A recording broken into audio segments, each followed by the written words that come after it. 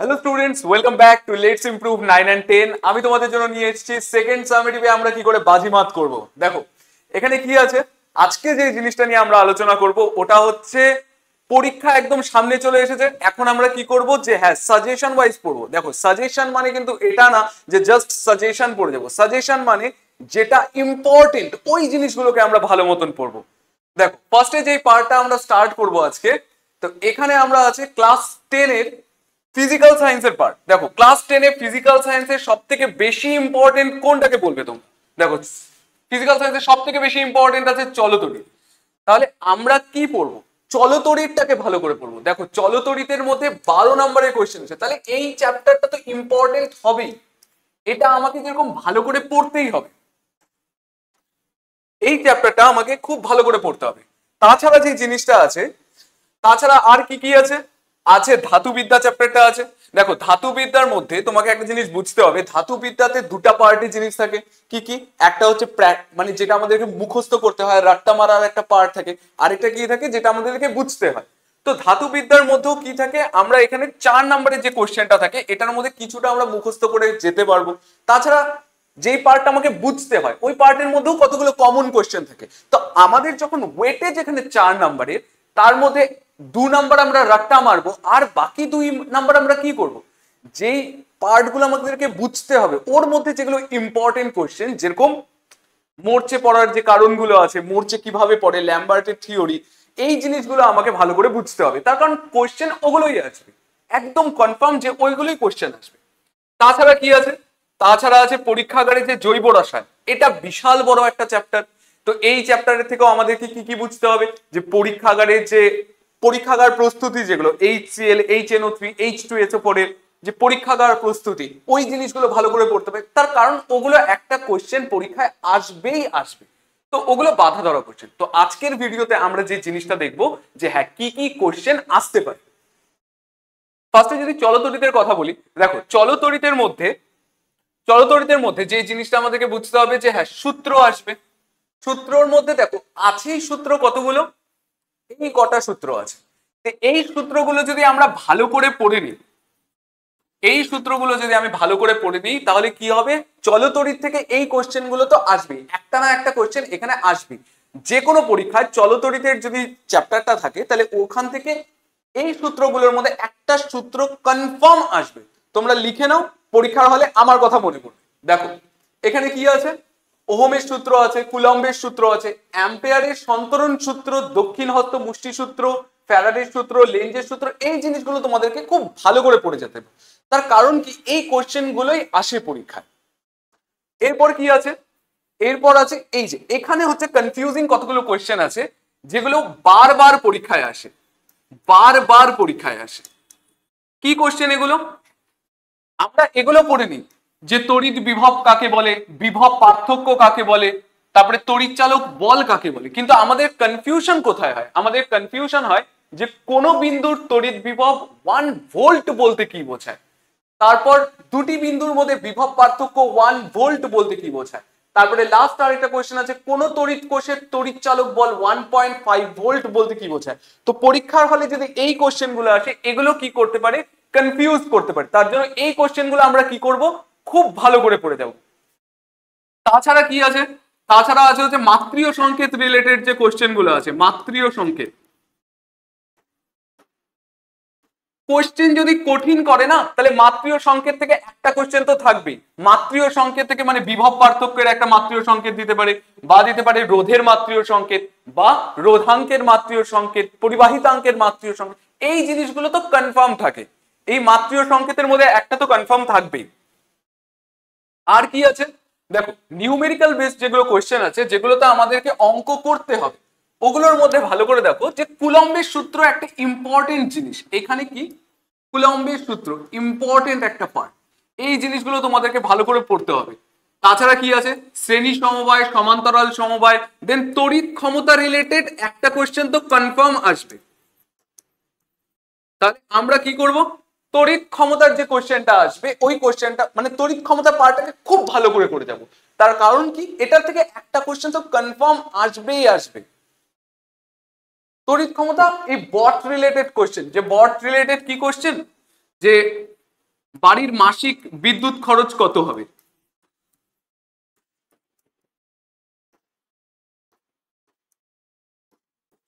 বিদ্যুৎ খরচ কত হবে? এই কোশ্চেন গুলো আসে, এই কোশ্চেন গুলো আসে, খুবই আসে, খুব আসে।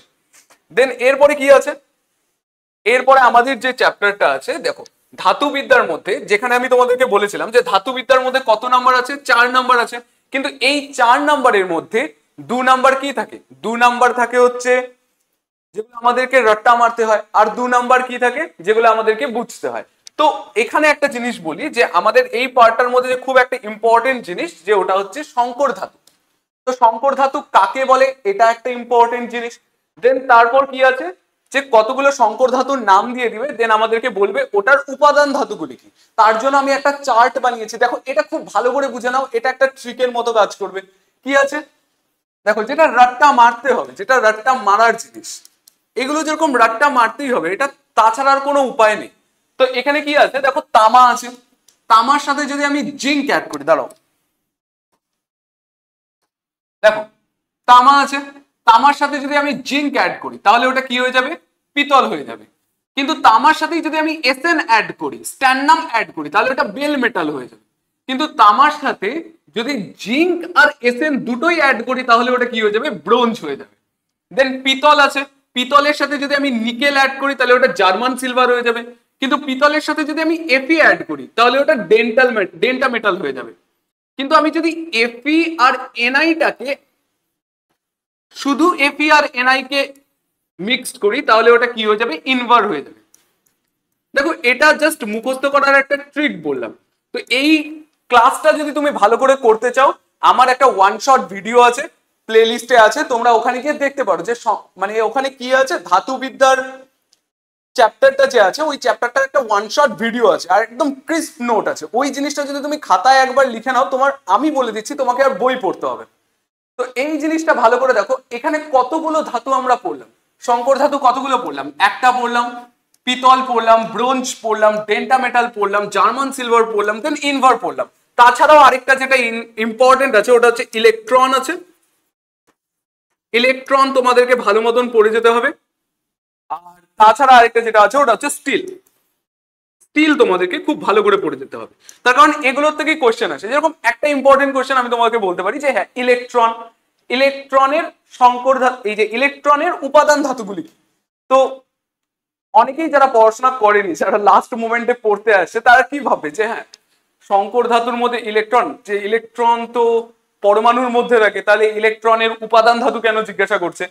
তো এই জিনিসগুলো যারা পড়েছে চ্যাপ্টারটা তারা জানে যে ইলেকট্রন এখানে সংকর ধাতুর কথাই বলা হচ্ছে।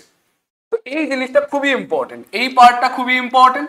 আর আমি যেটা মুখস্থ করার একটা চার্ট বলে দিলাম, এটা খুবই ইম্পর্টেন্ট, এটা তো সেরা। তারপরে দেখো অ্যামালগাম রিলেটেড একটা কোশ্চেন আছে, অ্যামালগাম কাকে বলে।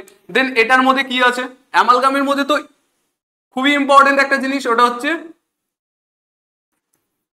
জেডএনএইচজি, আর কি আছে এজিএইচজি, এসএনএইচজি। এই তিনটার কাজ পড়তে হবে, এই তিনটার কাজ পড়তে হবে। জেডএনএইচজি তড়িৎদ্বারের জন্য, এজিএইচজি দন্ত চিকিৎসায়, আর এসএনএইচজি মিরর তৈরির জন্য কি হয়, ব্যবহার করা হয়। তো এগুলো খুবই ইম্পর্টেন্ট, এই পার্টগুলো খুবই ইম্পর্টেন্ট, এগুলোর থেকে কোশ্চেন আসবেই আসবে। যে অ্যামালগাম কি, অ্যামালগাম কাকে বলে, তার মধ্যে থেকে এটা একটা শর্ট কোশ্চেন দিয়ে দিতে পারে যে এজিএইচজির কাজ কি, এজিএইচজি কখন ব্যবহার করা হয়। তো এগুলো তোমরা খুব ভালো করে পড়বে। আর তাছাড়া যে জিনিসটা আমি বলতে যাচ্ছি, দেখো আমরা এটা টোটালটা হচ্ছে একটা সাজেশন। সাজেশন মানে কি সেই জিনিসটা তোমরা ভালো করে বোঝো। সাজেশন মানে কখনোই এটা না যে আমি শুধু সাজেশন পড়ে যাব। তোমাকে এই জিনিসটা বুঝতে হবে যে হ্যাঁ, চ্যাপ্টার তোমরা যারা পড়াশোনা করে এসেছো, যারা চ্যাপ্টার টোটালটা ভালো মতন পড়া আছে, তাদের জন্য সাজেশন কি, যাদের চ্যাপ্টার খুব ভালো করে পড়া আছে তাদের জন্য সাজেশন হচ্ছে যে হ্যাঁ, যেই চ্যাপ্টারটা আমি ভালো মতন পড়েছি, ওটা পরীক্ষার আগে তো টোটাল চ্যাপ্টার কমপ্লিট করে যাওয়া পসিবল হয় না, বা টোটাল চ্যাপ্টারের সব কোশ্চেন পড়া পসিবল হয় না। তার সাজেশন মানে কি, যেগুলো ইম্পর্টেন্ট কোশ্চেন ওগুলো যাতে আমার মাথায় থাকে, ওগুলো যাতে আমি পরীক্ষার হলে ভুলে না যাই। তো যারা পড়াশোনা করে এসেছে, টোটাল চ্যাপ্টার কমপ্লিট হয়ে যায়, তাদের সাজেশন মানে হচ্ছে ইম্পর্টেন্ট কোশ্চেন গুলো আরেকবার দেখতে হবে। যাদের কোনো কারণে কমপ্লিট হয়নি, যারা বুঝতে পারছো যে হ্যাঁ পরীক্ষার আগে তোমরা এখন বুঝতে পারছো হ্যাঁ তোমাদের কমপ্লিট হয়নি, বাট তোমরা কমপ্লিট করতে চাচ্ছ, তোমাদের মধ্যে এই ইচ্ছাটা আছে যে হ্যাঁ তুমি কমপ্লিট করবে, তাহলে তাদের জন্য সাজেশন কি? তাদের জন্য সাজেশন হচ্ছে যে হ্যাঁ এই চ্যাপ্টারটা এখন আমার কমপ্লিট করা পসিবল না, বা আমি যদি এখন টোটালটা পড়তে যাই এটা কমপ্লিট হবে না, বা কমপ্লিট করলেও টোটাল পার্ট থেকে কোশ্চেন আসবে না।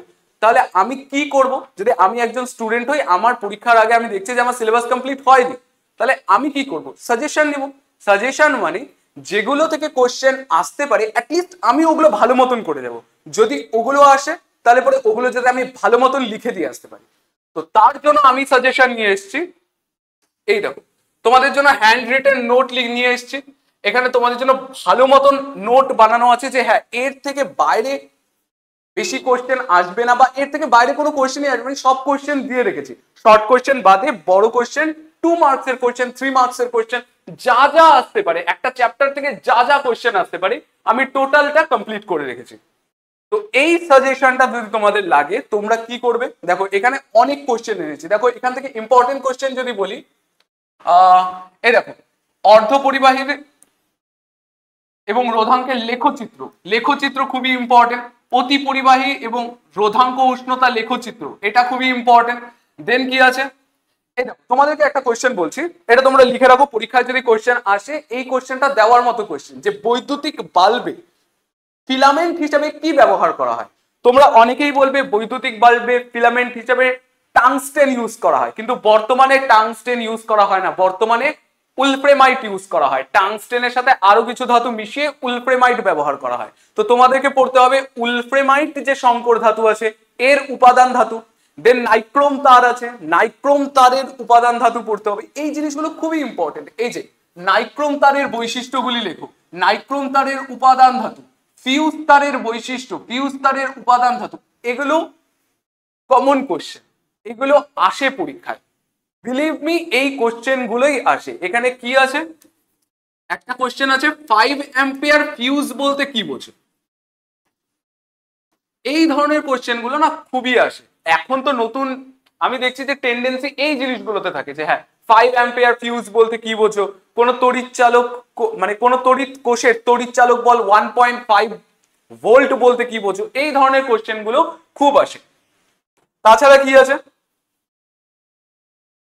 এই যে 1 ওয়াট, এখানে কি বলছে তড়িৎ, আমাকে মেন কি হতে পারে যে তড়িৎ ক্ষমতা কাকে বলে, কিন্তু আমাকে কোশ্চেন জিজ্ঞাসা করবে না যে তড়িৎ ক্ষমতা কাকে বলে, আমাকে বলবে যে 1 ওয়াট বলতে কি বোঝো, 1 ওয়াট বলতে কি বোঝো।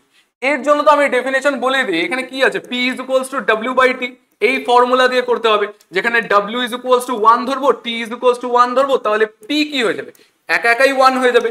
তাহলে 1 ওয়াট কাকে বলে এর ডেফিনেশন। এরপর কি আছে, এটা খুবই ইম্পর্টেন্ট, হ্যাঁ 1 ওয়াট কাকে বলে, এটা ইম্পর্টেন্ট, খুবই ইম্পর্টেন্ট। দেখো এখান থেকে যেগুলো ফর্মুলার মধ্যে কি কি আছে, অ্যাম্পিয়ারের সন্তরণ সূত্র, দক্ষিণ হস্ত মুষ্টি সূত্র, দেন ফ্লেমিং এর বাম হস্ত। আর এদিক থেকে যদি খুবই ইম্পর্টেন্টের কথা বলি তাহলে শক্তির নিত্যতা সূত্র হিসাবে লেঞ্জের যে সূত্রটা আছে, লেঞ্জের সূত্র, আর তার উপরে আছে হচ্ছে ফ্যারাডের সূত্র, এই দুটো খুব ইম্পর্টেন্ট। দেখো এগুলো তোমাদের জন্য আমি বাছাই করে কোশ্চেন নিয়ে এসেছি, হ্যাঁ একজন টিচার যদি তোমাকে কোশ্চেন করে তাহলে কোন কোশ্চেন গুলো তোমাকে পরীক্ষায় দিতে পারে, যেগুলো কোশ্চেনে তোমাদের প্রবলেম হবে, ওই কোশ্চেন গুলো আমি এখানে নিয়ে এসেছি। তো তোমাদের যদি এই হ্যান্ড রিটেন নোট গুলো লাগে, দেখো এই হ্যান্ড রিটেন নোট গুলো যদি লাগে তাহলে এই যে কিউআর কোড আছে, আমাদের লেটস ইমপ্রুভ ক্লাস 10 এর জন্য একটা চ্যানেল আছে, এই চ্যানেলে তোমরা জয়েন করো, এই চ্যানেলে তোমরা এই নোট গুলো পেয়ে যাবে। তো তোমরা প্রত্যেকটা চ্যাপ্টারের থেকে কতগুলো করে কোশ্চেন আছে, 15টা 20টা করে কোশ্চেন আছে, আর চলতড়িৎ থেকে খুব সম্ভবত একটু বেশি কোশ্চেন আছে। তো এগুলোকে কমপ্লিট করো, পরীক্ষার আর কয়েকদিন বাকি, যাদের চ্যাপ্টার কমপ্লিট তাদের জন্য বলছি এই সাজেশনটা নাও। সাজেশন নেওয়ার পরে তোমরা কি করবে, যে না তোমাদের চ্যাপ্টার কমপ্লিট হয়ে গেছে, তোমরা রিভিশন করো, যে টোটাল চ্যাপ্টার তোমরা এখন যদি পড়ো তাহলে অনেকটা টাইম লাগবে, তার থেকে ভালো তুমি কোশ্চেন ওয়াইজ করো, কোশ্চেন প্র্যাকটিস করো, কোশ্চেন গুলোকে খাতায় লেখো যাদের কমপ্লিট হয়ে গেছে। আর যাদের কমপ্লিট হয়নি তারা চাচ্ছ, যে মনে প্রাণে চাচ্ছ যে হ্যাঁ তোমরা এটাকে কমপ্লিট করতে চাও, পরীক্ষায় ভালো রেজাল্ট আনতে চাও, তাহলে তাদের জন্য আমি কি বলছি, যে তারা এই কোশ্চেন গুলোকে নাও, এই কোশ্চেন গুলো ধরে করো, একদম সিকুয়াল, মানে প্রত্যেকটা পর পর করে লেখা আছে। তো তোমরা ভালো করে এইটা নিয়ে প্র্যাকটিস করো, প্রিপারেশন নাও সেকেন্ড সামেটিভের। কারণ এরপরে কি আছে, সেকেন্ড সামেটিভের পরেই টেস্ট আছে, আর টেস্টের জন্য ফিজিক্যাল সায়েন্সের মোটে 2টা চ্যাপ্টার বাকি থাকবে। কারণ কি, সেকেন্ড সামেটিভ কমপ্লিট হবে, সেকেন্ড সামেটিভ কমপ্লিট হওয়ার পর 2টা চ্যাপ্টার কমপ্লিট পড়ে থাকবে, একটা হচ্ছে জৈব রসায়ন, আরেকটা কি পড়ে থাকবে, পরমাণুর নিউক্লিয়াস। ওই 2টা চ্যাপ্টার কমপ্লিট হলে আমরা মাধ্যমিকের জন্য একদম প্রিপেয়ার। তারপরে আমাদের কি করতে হবে, শুধুমাত্র টেস্ট দিতে হবে।